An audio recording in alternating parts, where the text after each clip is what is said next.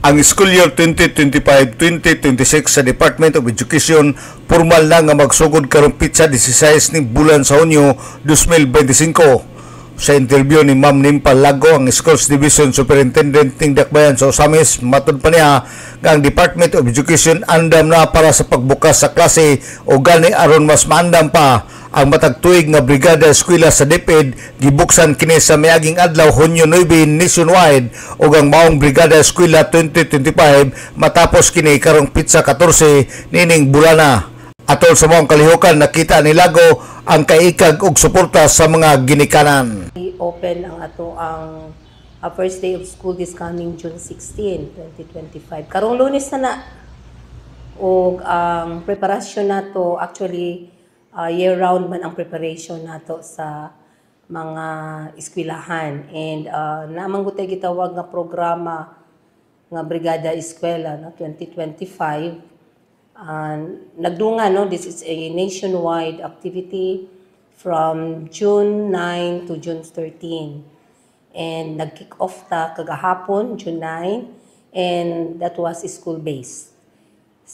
Tanan nga eskwelahan nagdungan ug panagtagbo sa mga parent, ang uban pagyud na nag-enroll, kamulong enroll, dayon ang uban nga mga ginikanan o mga constituents sa barangay, no, kung asa ang atong eskwelahan.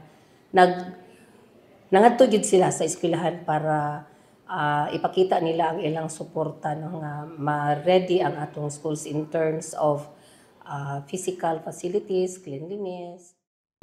Lugang pa niya nga ang tanan nga mga magtutudlo sa publiko nga tunghaan ang gipailalom kini sa training aron adunay katakos nga mutudlo sa pagdeliver nga di kalidad ngadto sa mga kabataan.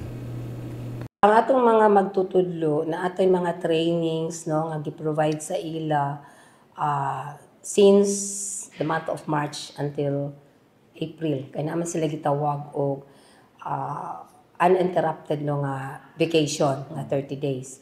So every now and then nagyud mga training sa teachers. And ang kana yung training sa teachers nga magpabasa muna siya yung literacy and numeracy. Na-train na po na itong mga maestra by grade, no? Naatay kinder, grade 1, paingon sa grade 3, napotay grade 4, ana.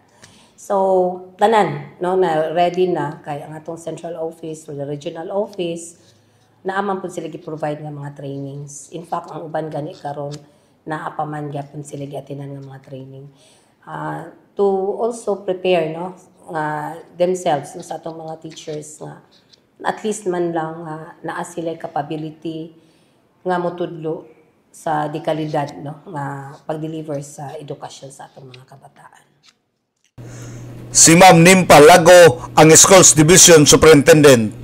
Target karon sa Osamis City Division ang 32,000 nga mga tinun-an nga madala ngadto sa eskwelahan ug nag-awhag si Lago ngadto sa mga ginikanan sa pag-encourage sa ilang mga anak nga magpa-enroll na ug dili na magpaabot sa laing panahon ug unta dili paabsinon ang mga bata. Alang sa DXDD Radio Campana, ang radyo sa simbahan, WD45 Dudong Bargamento, Danag sa Dakbayan.